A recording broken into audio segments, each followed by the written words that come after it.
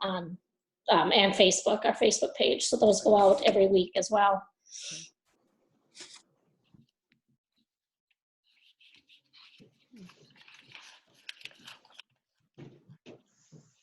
I'll just make an observation about the parents connecting and the parents not connecting. You know, one of the things that, and I think that that's really fascinating, Ellen, and I kind of am not surprised.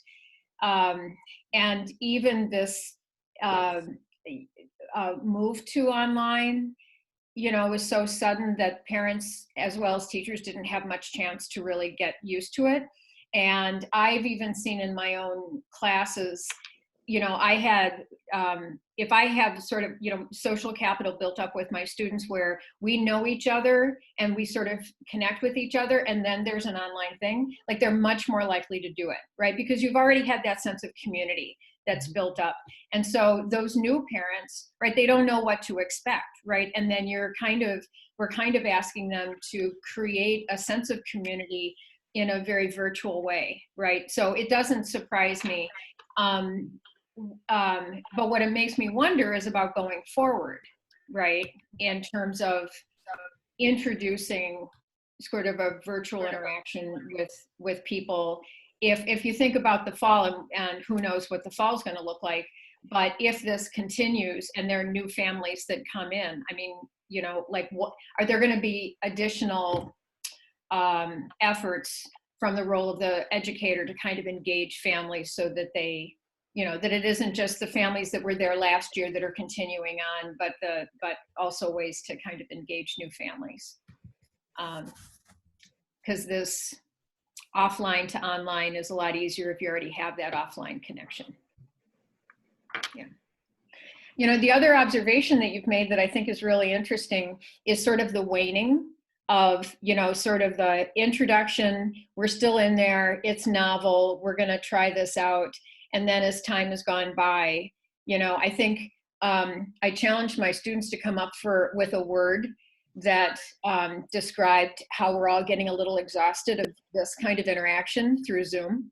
I think the one that we liked the most was to be zooped, as in pooped, you know, like you're just tired of it all, you know. And so I think there are so many video connections now that families are making with everybody, right? Is that novelty and then just sheer exhaustion and then the nice weather and going out.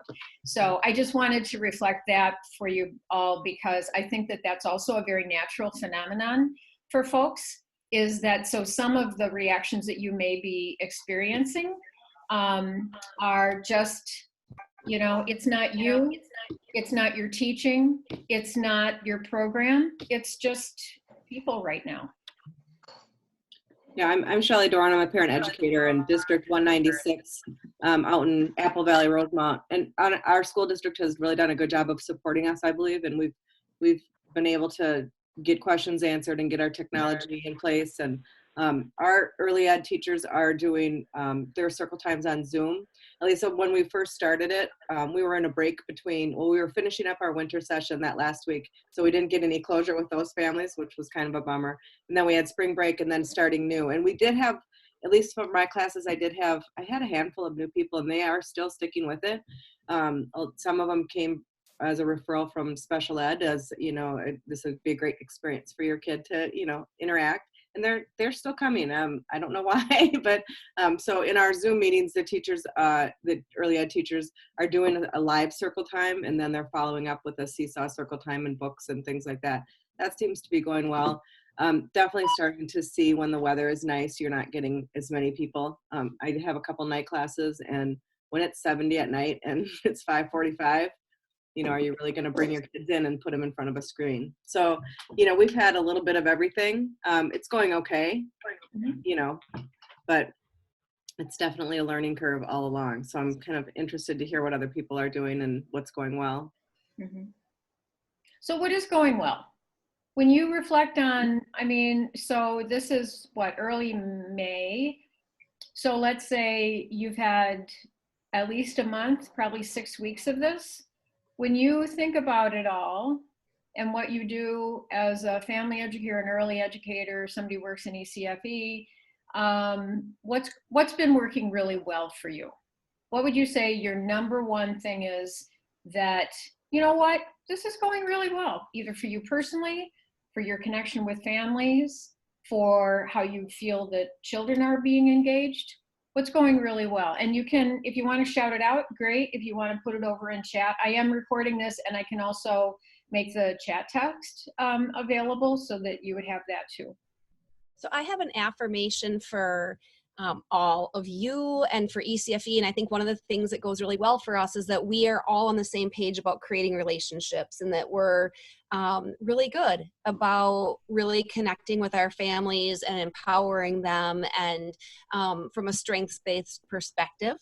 And I think I have a question for everybody about, I think we know, and for years and years and years, we've known what we do and what we do well. But for over 40 years, I think there have been questions about us. What do we do? And people think that they know what we do, and it's not exactly what we do.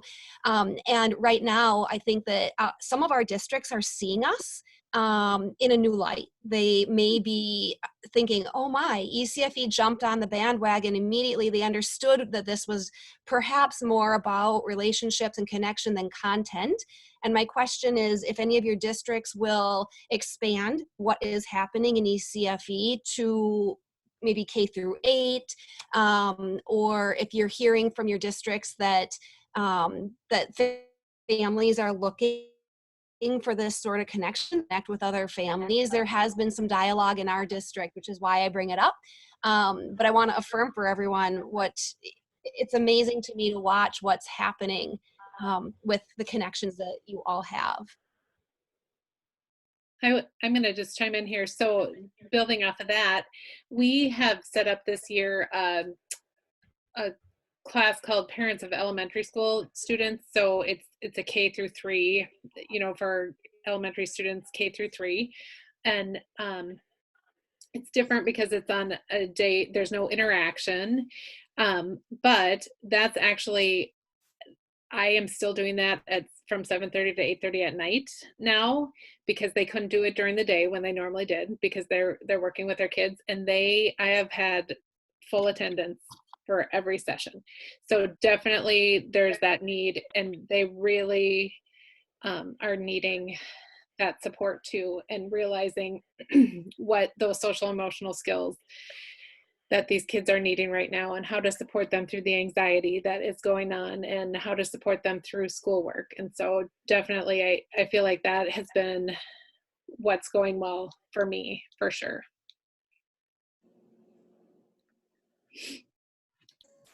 We've always had open office hours, and I've never really had anyone take advantage of it. We always put it out there that I'm available for it and whatever. And now I put it out on our Facebook and our Parentopia site that they can contact me anytime throughout the day on Mondays. And I've had a lot of parents actually just individually reaching out, which I've never really seen before, and just higher attendance in our parent-only sessions that I've been doing. There's been a lot more that are engaging in that as well. I think that older age frame is definitely reaching out more as well. We tried a K to 3rd thing similar to what you were saying, Shelley, before, and had huge interest in it, but very little attendance. So we're not offering something like that right now, but I think this will open up that door to re-offer that again as well, now that those parents are a little more familiar with what it is that we do.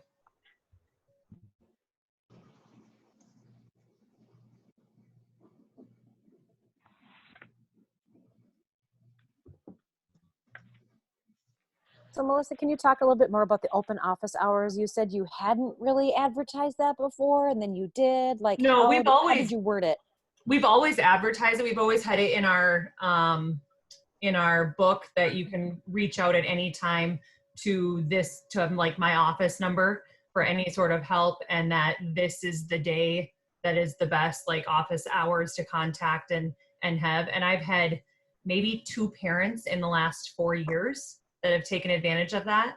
We do offer like a parenting coach which is not through us, but a separate thing too. And she's had maybe a couple. But now with this happening, I've had several. We do it now on Facebook or on Parentopia, and we shared it individually with all the families that just says, if you are looking for any sort of support, our parent educator is available Mondays from 8 until 4. And I had a Google Voice phone number that we shared on there. Okay, that was my next question, because I'm Yeah. sure there are families who would like to talk, but I Yeah. don't want to give them my cell phone number. So yeah, I would love to know how you're making that work. So Google phone So number? Google Voice phone number. All of our teachers were required to get that this year anyway. And so I had signed up for it thinking I wouldn't really use it, but that's what I've been using that. And then also we say, or if they don't want to talk in person, they can use our Facebook Messenger to get in contact with a parent educator as well. Or through email if you're on Parentopia and working through the actual teachers. You can also, to avoid giving your cell phone out, do *67 before you dial out, and then that will block your phone number from being seen, which I've used it a bunch. Yeah. Yeah, and it works. I mean, I've used it a bunch this spring, so. And they say that if you get the Google Voice app, because I can get my phone number out there and they can call me, but if I'm going to call them, then I have to have the actual app, not just the phone number. Because then if I do the app, call from the app, then they won't see my phone number too. You guys are so smart. The other way I've used my Google Voice phone number is for texting, because Yes. some parents would rather exchange a quick text message, and I'm more comfortable doing that from a Google Voice phone number, because that way they can reach out to me by text and then I can call them or whatever. But so many parents text, it was nice to have that option. Do any of you use WhatsApp? No. I used it with my family, but I've never used it for education. Okay. And I looked into it, but I think it shows your own phone number. Like, I think that if they don't, you can show yourself as a contact, but if they dig deep and look into info, they can actually find your number eventually. Okay. I know there's a couple programs in St. Paul that have been using it largely with Spanish-speaking families, and so I think they just rolled it over because it was something families were already comfortable using, and so they just continued it. But that's good information, Ellen, about the personal connection, because I know that there's that boundary that most of us want to have. A lot of our teachers in our district are also using the Remind app to send out text messages and stuff to families. Okay.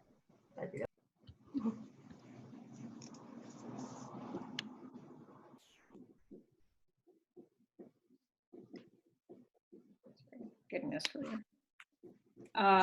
Let's just remind it come. Okay.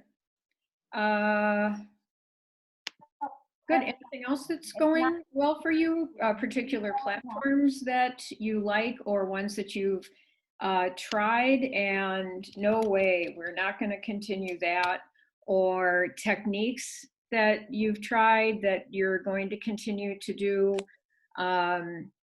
sort of a combination of using Facebook, email, texting, sort of, are you using multiple technologies? Oh, Ellen has her kitty. Be careful, because this could be pet show time. So I'm curious about the platforms that you're using. And I think that discussion will be useful for us too, to just open up our thinking about things that are out there, things that are working, things that maybe don't work. Are you using one particular platform? Are you, like, your school provides you with something and that's like all things considered and you can do everything in there? Are you using something and then you're dropping in Zoom links, or you're dropping in maybe an external URL? So what is it, what kind of applications and devices are you all using, and what have you found to be successful? I know this is a multiple question. What have you found to be successful and why? And maybe what have you tried that maybe isn't working so well?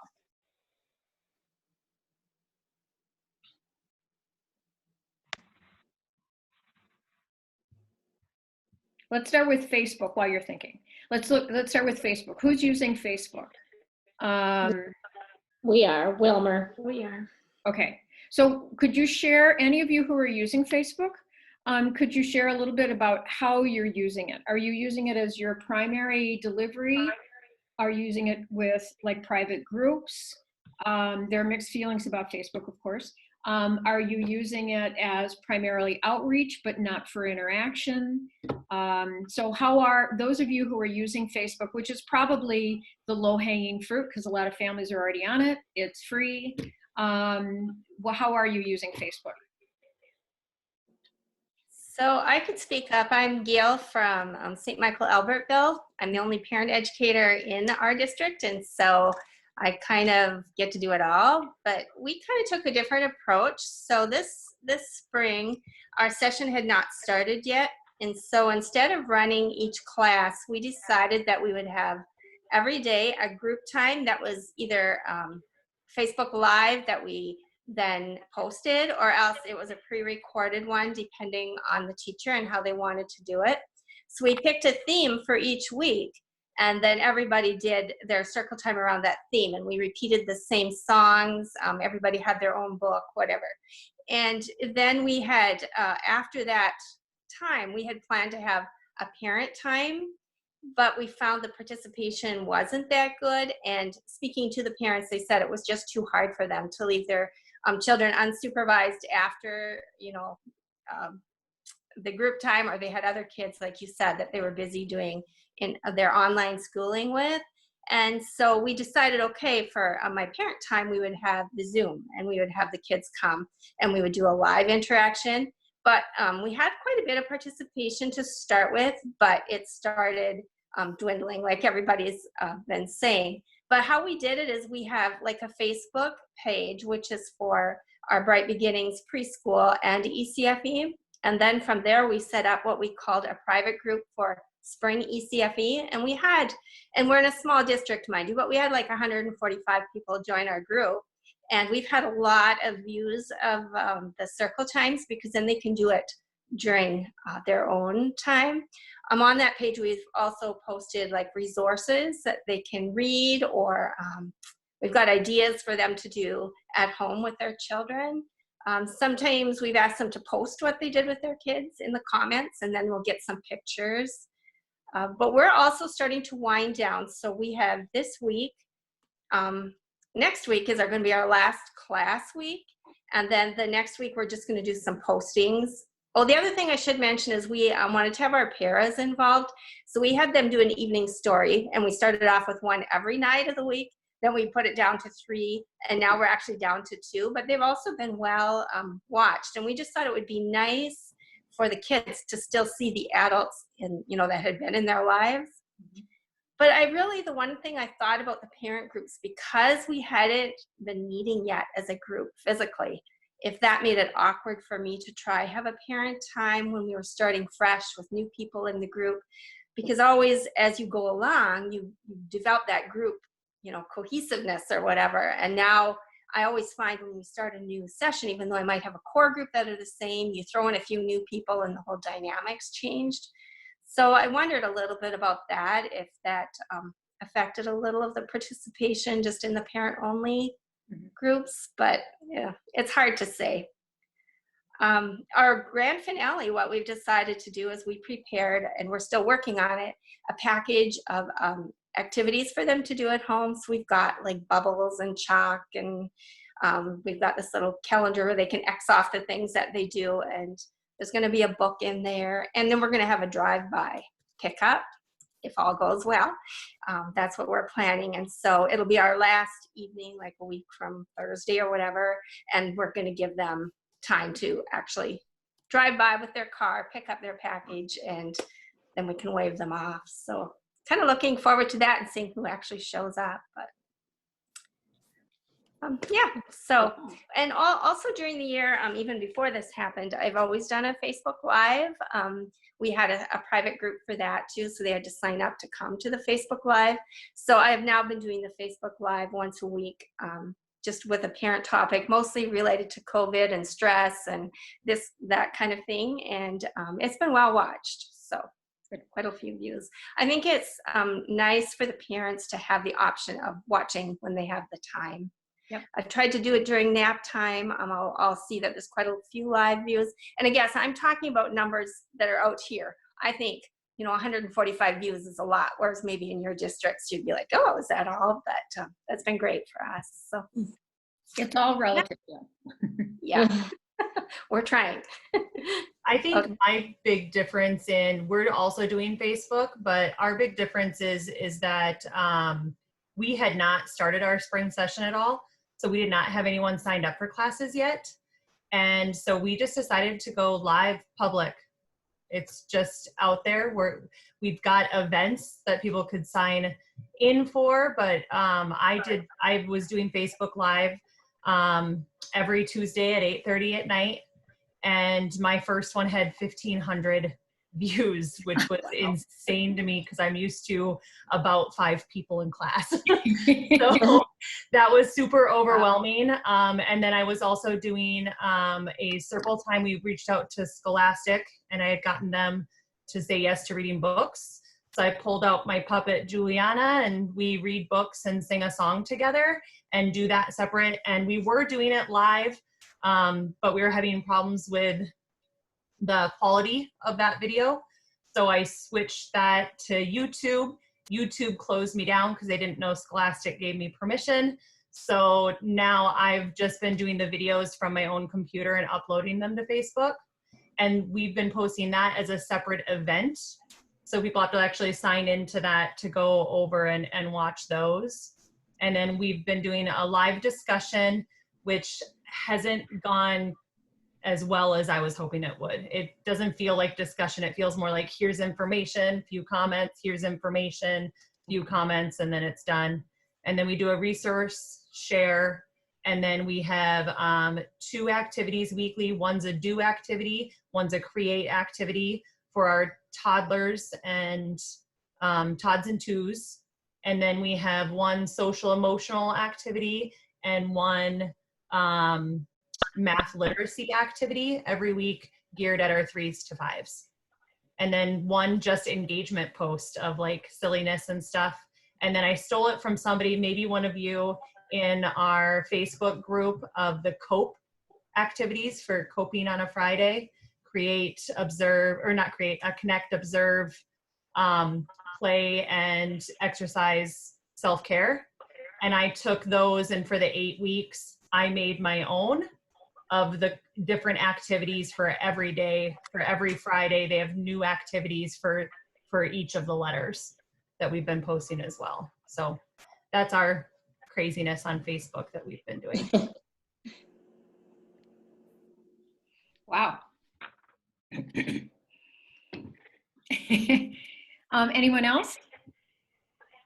For Facebook, all I did was create groups for each class. And I had, parents have friended me over the years, and I never turned down a Facebook request.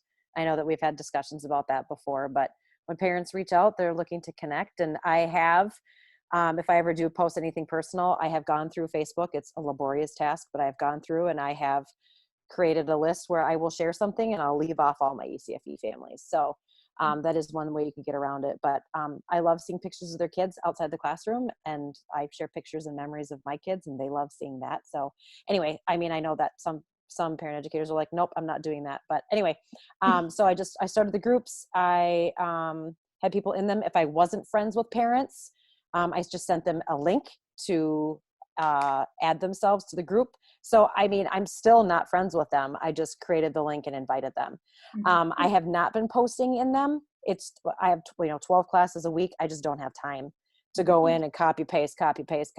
Really, it's just been for them to talk to each other after class. That they'll say, "Oh, I found this really great website." I'm like, "Will you put that in the Facebook group?" And they do.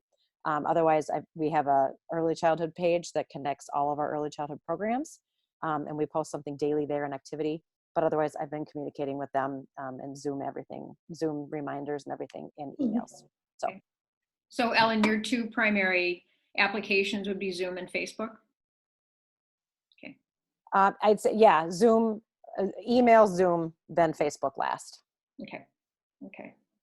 And I see some of you have posted in the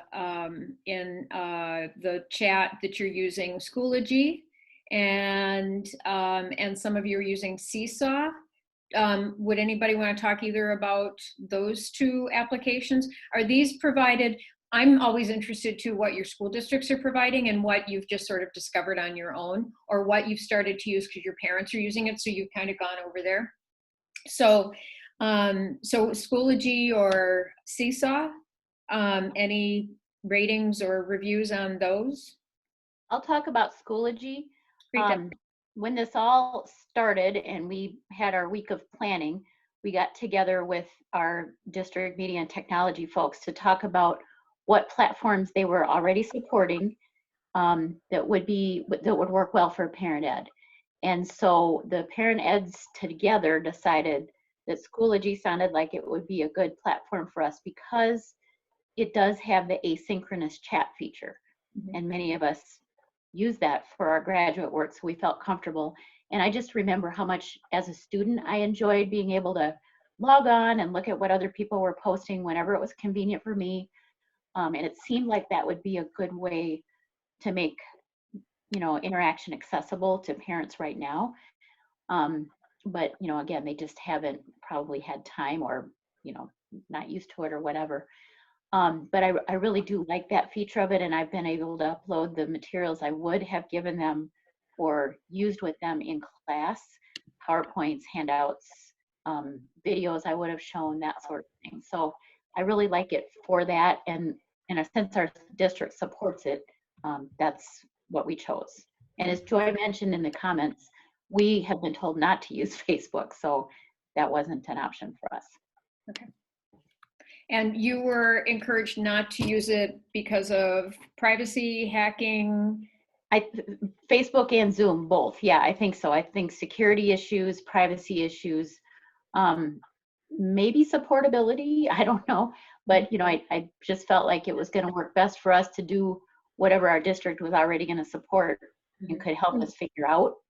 And they did offer a lot of trainings. We had a personal training for parent eds, and then, we've had a lot of online training opportunities since in order to learn how to use the features, and that's been really helpful. Still, I've had to try to discover a lot of stuff on my own, but it's pretty easy and pretty user-friendly, I would say. Okay. And, that's a real strong consideration too in terms of resources that are available to you. Even at the university, I forget now what the name of the platform was, but there are people who are really into learning technologies, and they were using a technology that could do things that the ones that we were using. I think we were on WebCT at that point, maybe Moodle, and they look pretty slick, but the university said, you're welcome to use them, just know we can't support you. Right. So if you have any questions about how it works on your computer, how you set up a quiz, or somebody can't get into something, you are on your own. Right. And so that idea of technical support that's available, but also technical support that is reliable and competent, right, is huge to our being able to do this stuff. And so, using something that your school district already provides to you can be great access to that kind of support resources and not having to figure everything else on your own. So, yep, thanks for that, Deb. I was going to comment to the personal part of Facebook and whatnot as well, because that was a conversation we had. Our district is very strong about the fact that they don't want people doing their own pages. So as teachers, they did not want us to do our own group page. They did not, as teachers, to invite parents to be part of those things. So everything we're doing is through Albert Lea Early Learning page, and we are supposed to do our posts as Albert Lea Early Learning page. And we were given direct guidance at this point. So kind of the opposite of yours, Ellen, and it's hard for me because I normally do any parent who requests me, I say yes. But during this time, we were told specifically because we were using it in that way, we are to not accept any new friend requests at this point either. So once our classes are done, then if they ask us again and we want to say yes, then that's up to us personally. But during this time, we were given direct guidance to not do that. and to not be posting from our personal pages. So. Great. Thanks. Thanks, Melissa. How about Seesaw? I know a couple of you have mentioned using that. I'm familiar with Seesaw primarily from the early childhood world as kind of a way for early childhood teachers to connect with parents about what their kiddos are doing. Who's using Seesaw? Okay, so Karen, you are. Nikki, anybody want to share, talk about that? Greta? How Seesaw is working for you. Is this something that your school district has provided for you, or you just went out and grabbed it and started using it? Hi, I'm Greta, and I'm with Cambridge Isani Schools. And about 5 years ago, I started using Seesaw just as a communication tool, and so it just kind of lent itself. And let's see, a year ago, the elementary schools started using it too, so they have access to the bigger paid for. I just used the free piece, so it's just free. We post out there for early childhood, and it's whether it's something that you videotape or a circle time or just push out documentation or activities to do, and then I use it for parents to connect with them, and then we use Meet for the visual meeting time. So that's how we're using Seesaw. I wish it had a message board. That I tried putting out a slide that says, here's a message board for you guys. Here's something to talk about, and just make it in the comments. It doesn't have the tiered, threads and stuff. It didn't get it used a little bit. But the thing about Seesaw is they don't communicate across to parent to parent. So I always had to be out there and just put an emoji out for it to be pushed out again for them to look at it. So that was kind of cumbersome for Seesaw, and I would consider using something else in the future for that purpose. I don't know what yet, but yeah, so that's what we've been using. Meet's okay. It's kind of like Zoom.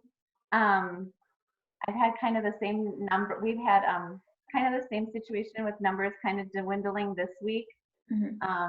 Those people who were connected, we had 3 weeks before spring break. So, but I personally had one teacher who had to leave, and so I had a long-term sub come in the week before. So those classes, I could tell a difference in attendance for early childhood. One thing that I did do just last week is I did do a little data mining, and I found that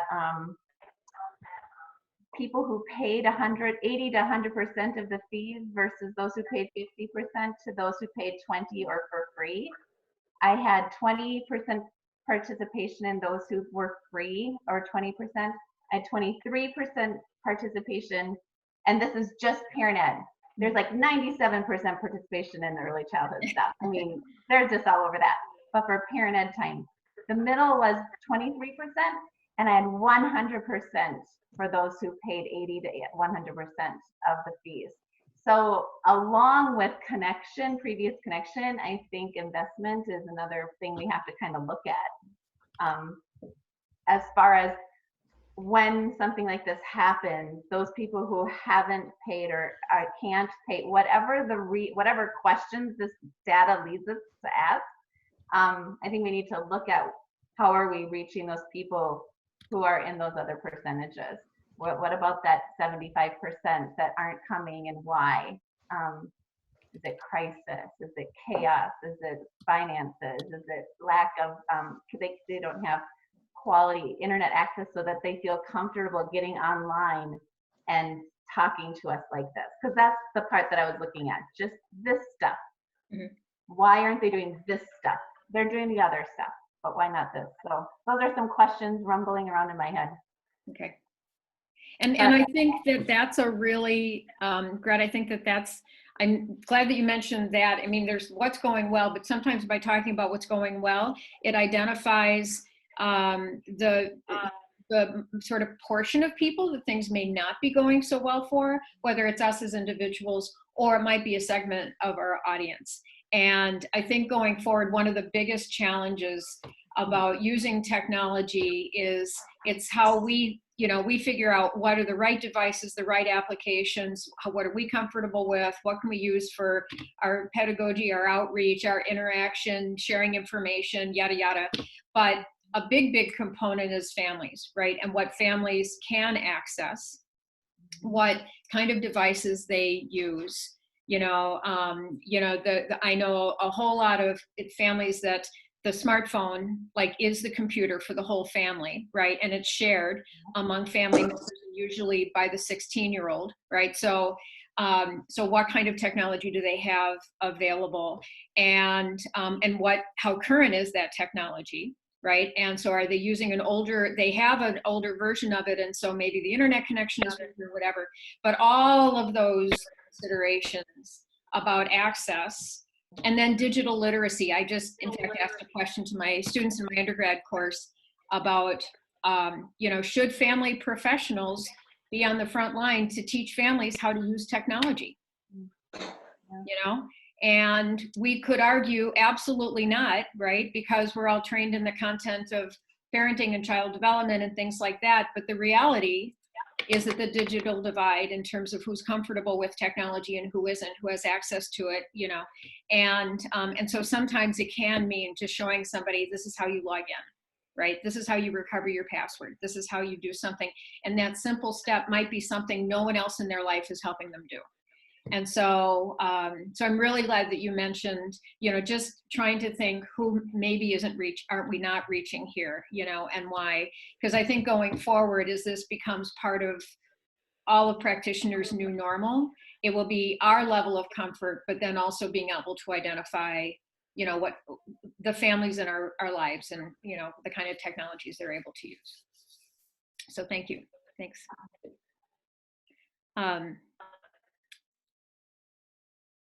We were talking about Seesaw. If somebody else wants to.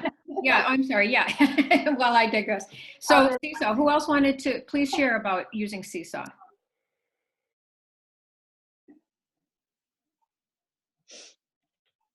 Yeah. Anyone?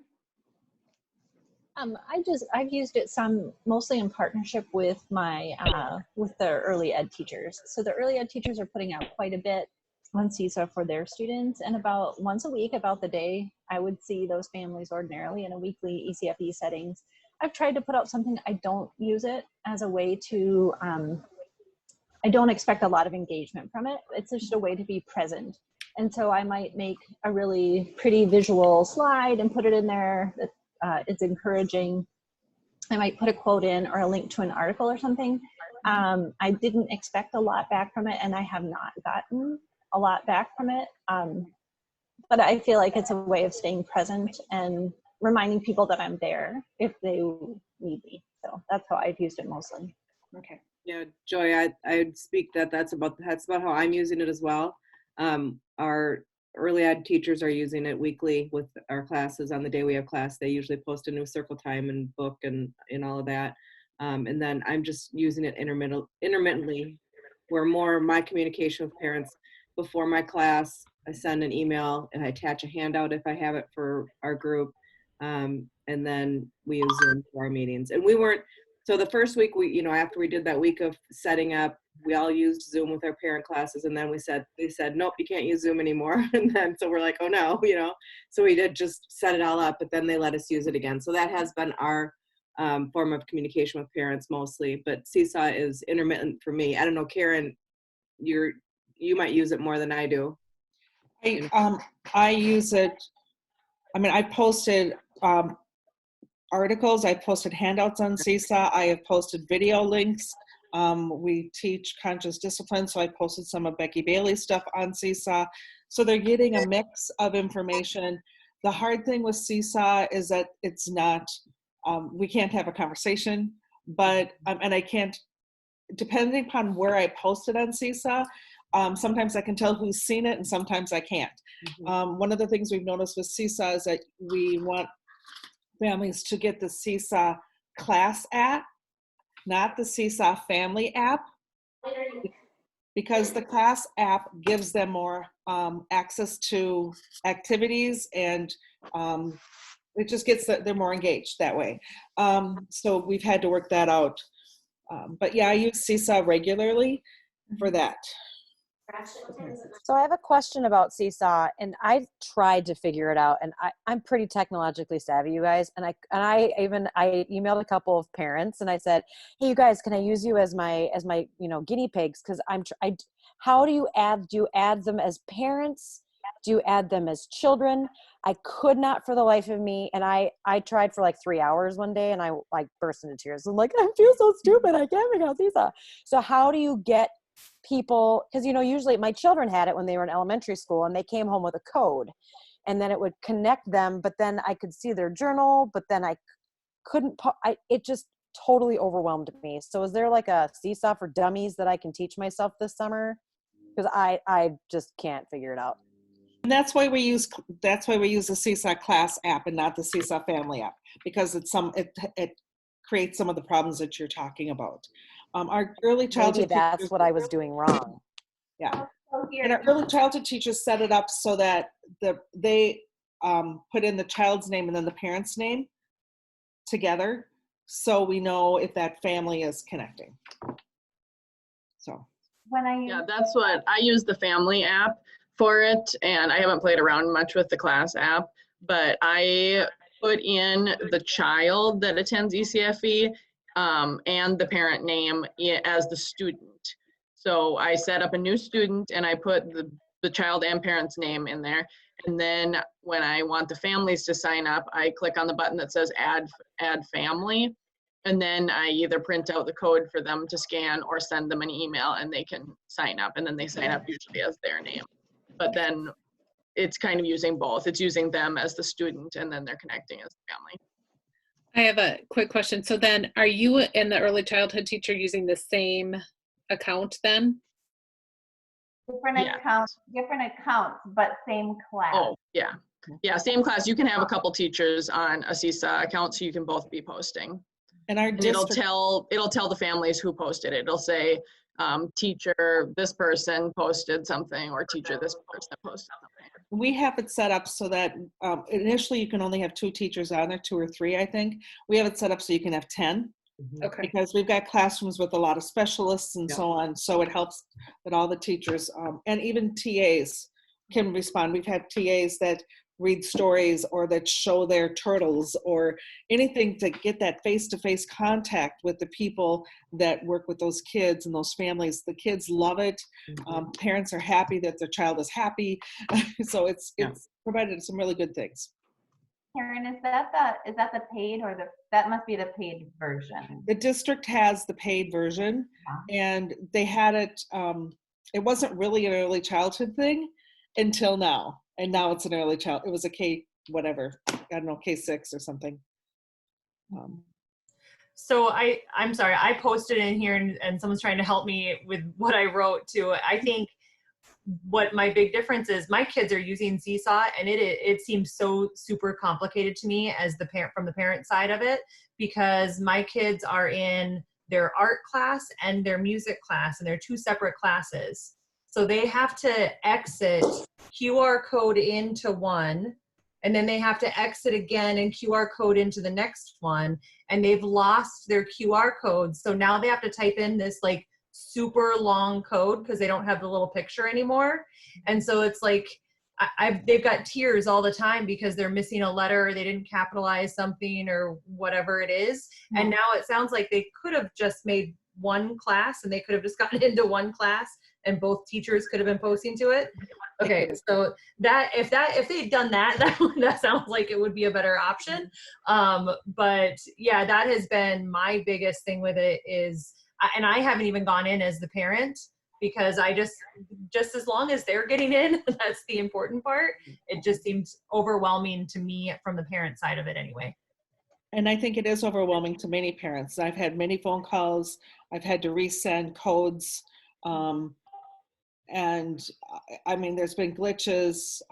It's not the most parent friendly, but it's better than nothing. There you go. So we're almost at 2, and I absolutely have no need to shut things down. So, but I know that a lot of you have to leave. And so what I would say is we'll keep this going. And then if you want to continue to talk to each other about specific applications, specific devices, how do you do this? How do you get people on? Things like that. Let's continue that conversation. My main question for you, I mean, we've been at this for an hour. I think we could continue going for a long time because there's so many dimensions of this. Do you want to have more meetings like this, or do you want me to? I'm happy to host this really anytime. And I'm going to do this again on Wednesday. And if you'd like to rejoin on Wednesday, that was just an extra time for people who couldn't make it. But if this is useful, you know, I'm perfectly happy to continue to host an opportunity for us all to get together and talk about, you know, this technology integration and what this means to you. You've been super helpful to each other.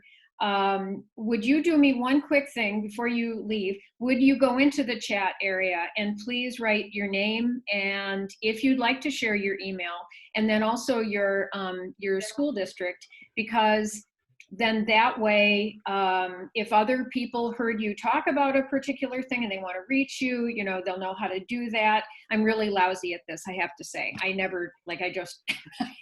So I just don't want to forget about it. So please put your information over there and what school district you're in and your email if you would like to do that.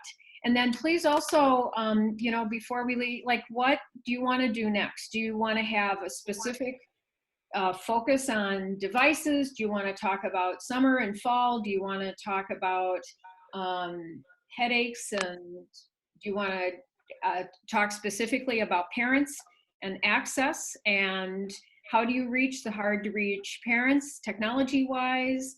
What would be useful for you as we move forward? I think having you know, honestly, Susan, I could do this every week.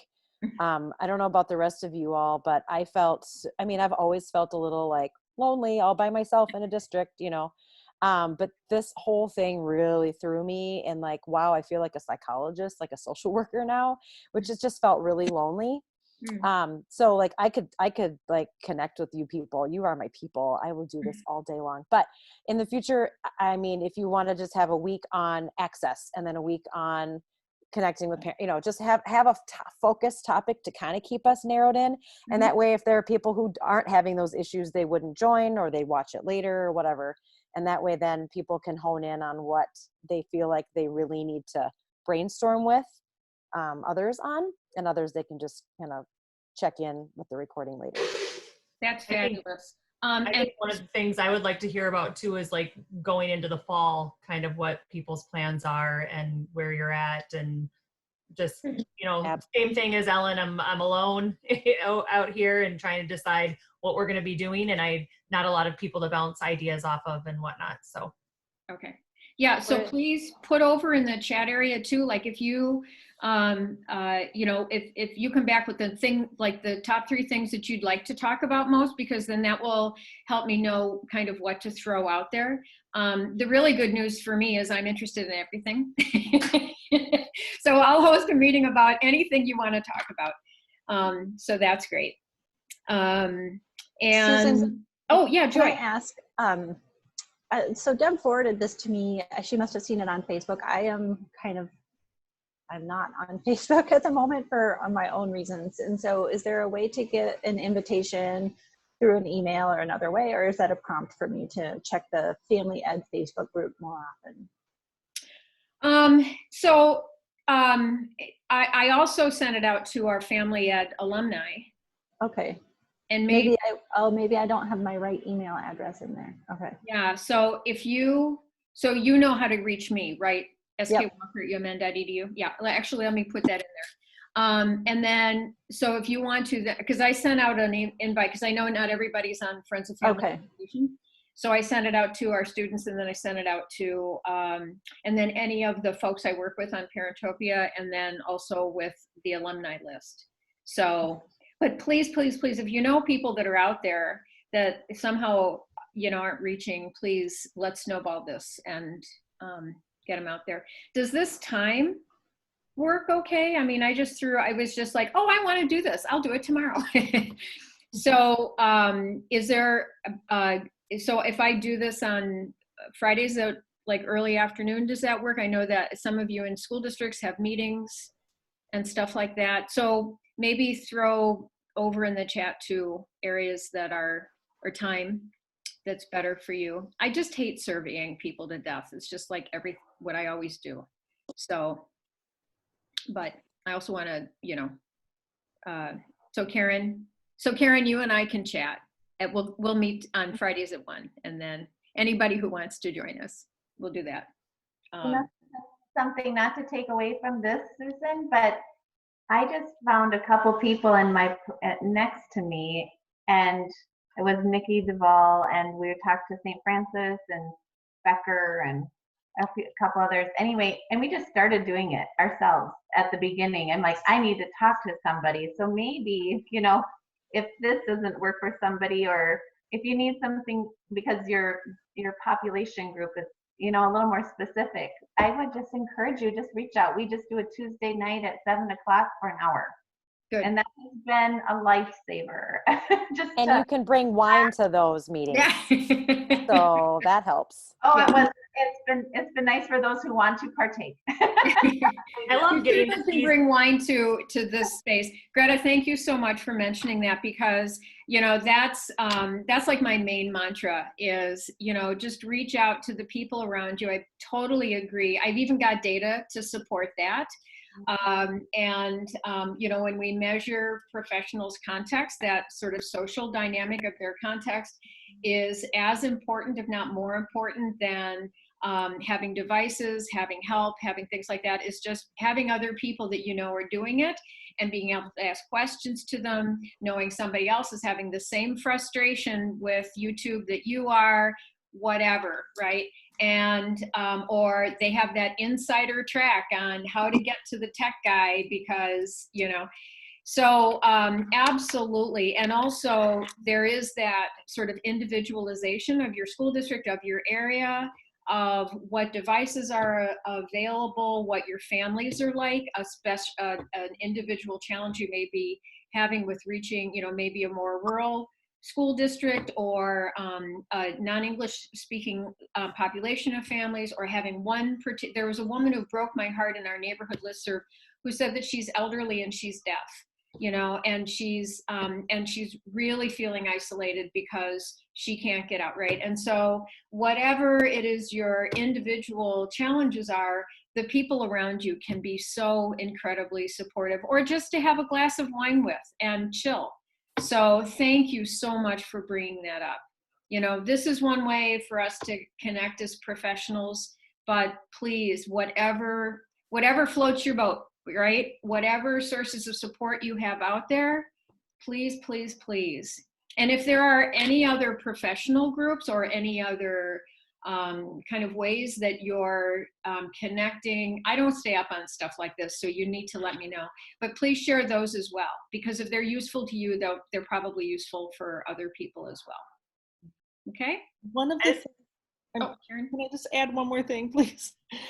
One of the things that I heard yesterday, I think is really a helpful thing, is to add that hashtag ECFE Lifeline to what we do. A lot of our work goes unnoticed, and ECFE gets caught behind something else or in a whole nother world, and people don't pay attention. And some of the work that we're doing with families now is huge. It is huge. It's one-on-ones. It's, some of it's going deeper than we go in classes and so on. I think it's important for the state to see that ECFE is alive, is well, and for people around the state to see that, and that ECFE is a lifeline. So I'm plugging that, and there you go. Thank you. Thank you so much, Susan. Thank you. You bet, you guys. So I've been writing down your names. If I have your email, I'll just, whatever distribution list, and you know what, I have no idea what I'm doing next Friday, but I'm just going to post, and I'll just probably host another one of these next Next week, I'll look through the chat, see what your topics of interest are, and throw out a topic. And if that works for you, we'll meet again next week. And again, we're going to do this on Wednesday. So let your friends know that we'll do that if you want to rejoin us. Who knows what we'll talk about. So thank you, everyone. You guys are great. You all, like, big applause to you all. You're the best. And a hot tip before everybody signs off, if you go to the chat at the very bottom, you can save the chat in 2 ways. One is, hang on, I got to get to it. I didn't know this until like last week. Okay. Well, thank you, so Ellen, because I don't even know this. So yeah, so if you click on file, it'll say you can save it to your desktop. And I'm not sure I can't remember what application it saves it as, but I think it's a .txt file. Yeah, so because when I get them after the meeting ends, yeah. Yeah, and then I think you can also hit save chat, and it'll save it somewhere in one of your Zoom files, and then you can click on it. But just learned that last week, and it would have been nice to save, but oh well, live and learn, right? Yep. Thank you. That was really helpful. Yeah. And like I said, I'll have it available too, and I'm recording this, so. I can't find how to get to the file part of it. The 3 little dots in the bottom right corner of the chat have a thing that says more, and if you click there, there's a save chat. Thank you. That's what I needed. Sorry, it wasn't clear enough there. It threw it into my document. Yep.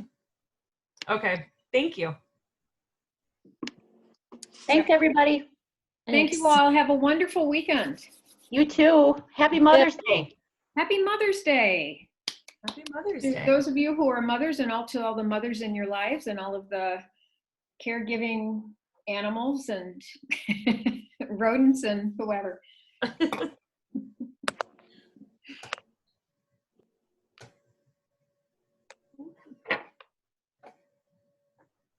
Susan, I was still gonna get on and check out that Parentopia survey today. Okay. So yeah, and my whole thing with Melissa is one, it's a great way to it's questions. Some of the questions are specific to Parentopia, but the first ones is just like, what has this experience been like for staff, and what has it been like, for families? And if you have questions like that you're already going to ask, and we can just integrate it together. I don't want to over survey people. I mean, No. that is totally we actually had not put one together yet. We talked about doing a fall survey still for our pyramid model stuff with just our staff, so just our teachers. Okay. We had nothing going out to our parents at all. And even the one going out to our staff, I don't know that we decided we were actually going to do that. I think we kind of said that this year was so crazy, and the things we were going to be asking them are kind of off topic now, and maybe we should just give them a rest from it. But because it's related to Parentopia and how that went, I feel like that is still quite valid. And we have a meeting on Thursday, so I would end up asking on Thursday if we should push it out to all. And we have added to Parentopia. You probably saw an increase in teachers as well that got signed up for Parentopia because our ECSC staff jumped in. Oh, great. So with that being the case, it kind of expanded it a little bit. So. Fabulous. Yeah. And, and then that way, and so take a look at it. If there are questions you want to add that are more specific to what you guys are doing, and we can send it out anytime. My thought was just, I want to get to the places before school ends. Yeah. And also, again, not to over survey people to death, but my department had some monies available. Everybody wants to know, how the COVID stuff is happening. And so, why not? Plus then I can give you $100 like Target card. Right. And we are down to the last 2 weeks of class these next 2 weeks. So hopefully we'll know for sure by Thursday we can send it out or not. We probably send it out on Friday and have it open for the week until the end of school. So great. All right.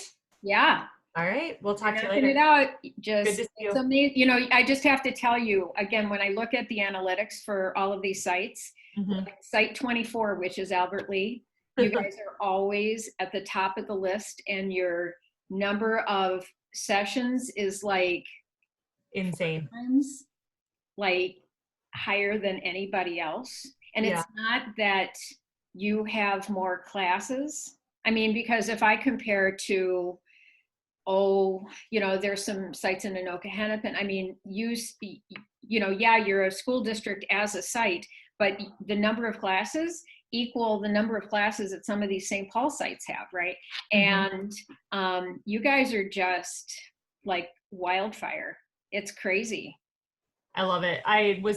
We did deliveries today, and I was talking to Miss Tiffany, who has always been a proponent and always been very, very active in the online versions. And she said that she was really sad to see that it's starting to drop down a little bit. And I said, is it? And she goes, yeah, I mean, I've got like 2 or 3 that really aren't participating anymore. And I'm like, it's 2 or 3 out of 40. Like, you're doing great. Like, yeah, because she wants every single parent in there. So she goes, I got to remember that, it's not that every single parent has to get in there every single day. We're offering this to the ones who really want it every single day. Right. Exactly. Right.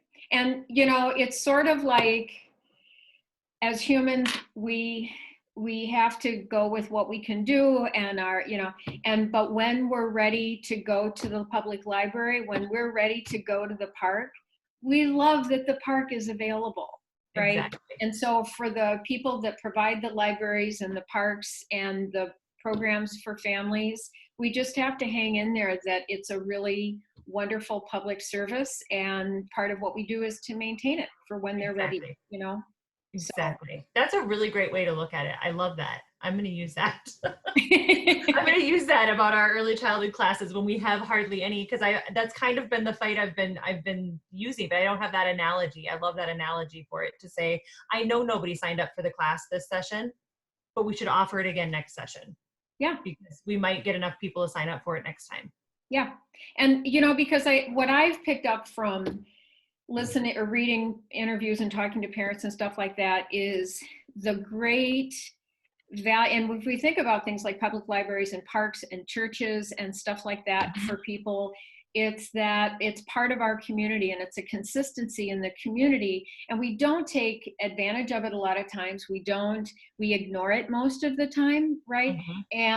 But when we define our community, it's part of what we know, right? And it gives us a sense of comfort and connection and identity that these things are part of our community and we get to use them, right?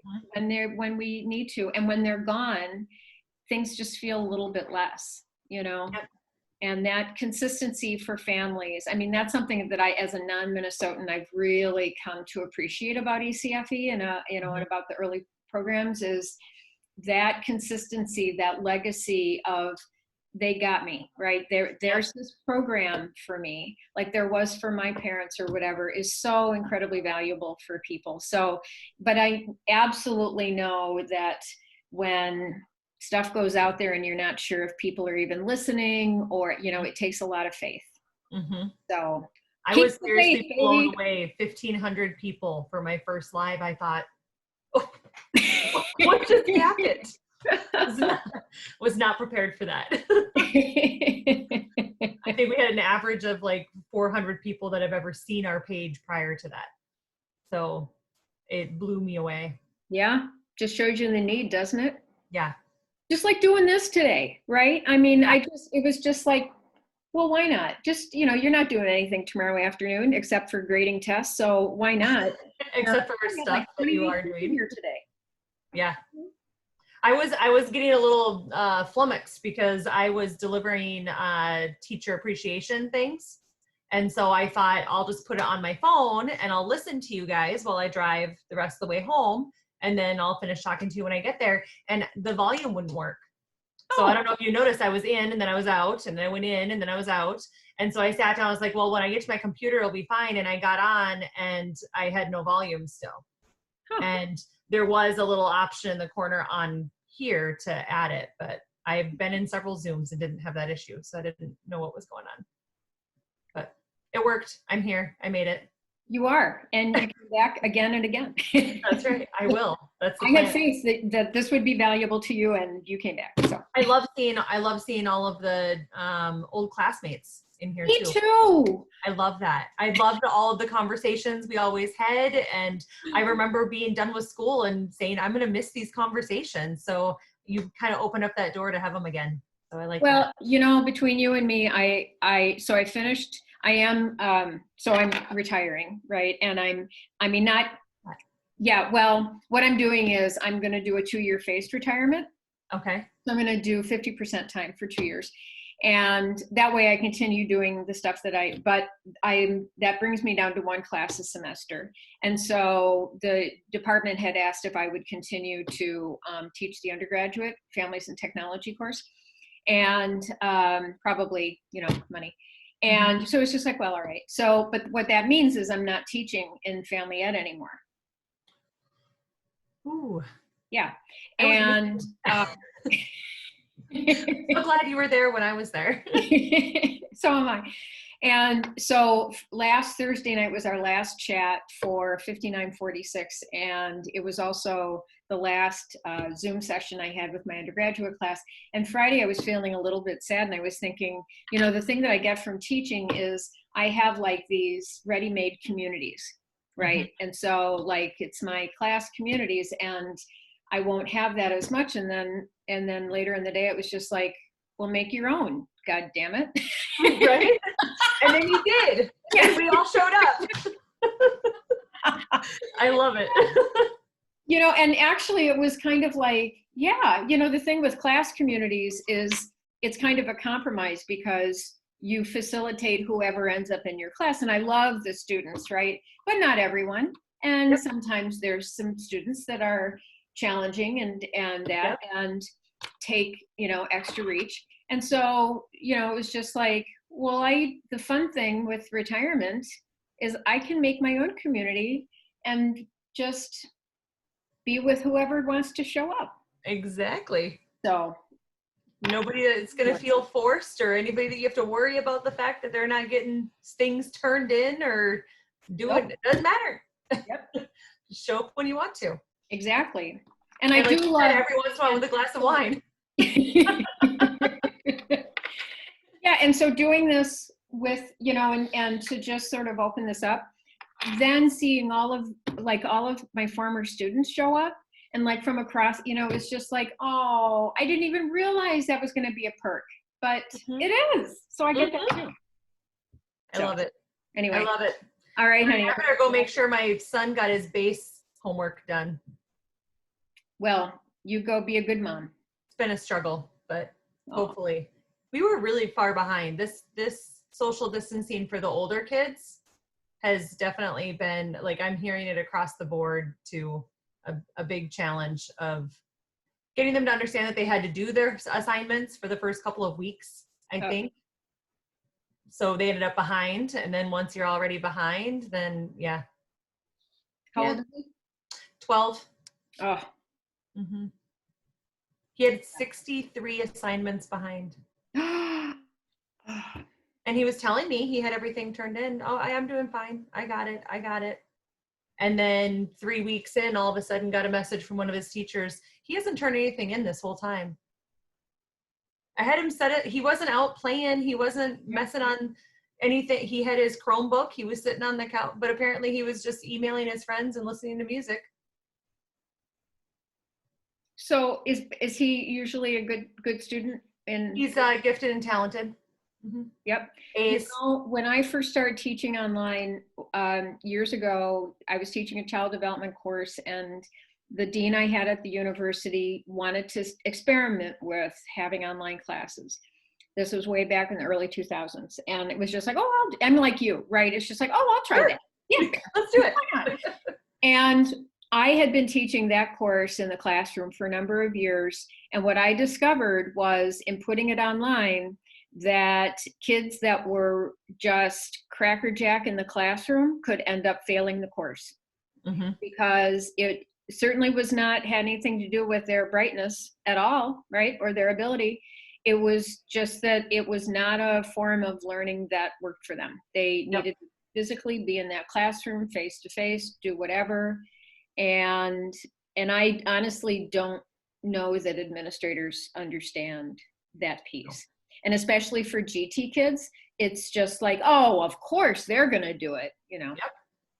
Yep. But he's so used to getting everything done well at school. Mm-hmm. He rarely brought any homework home. So now with it all being at home, that freedom, like he said, I'll be back in school. He legitimately said to me, I'll be back in school in a couple of weeks. So I'll just get it all finished by then, Mom. No, you might not go back to school, and you have to be like, you're supposed to be getting it done now. So get it done now. And then he's also that kind of smart that figures out, well, yeah, but if I get 100% on my next test, I'll still pass the class, even if I don't turn the rest of that in.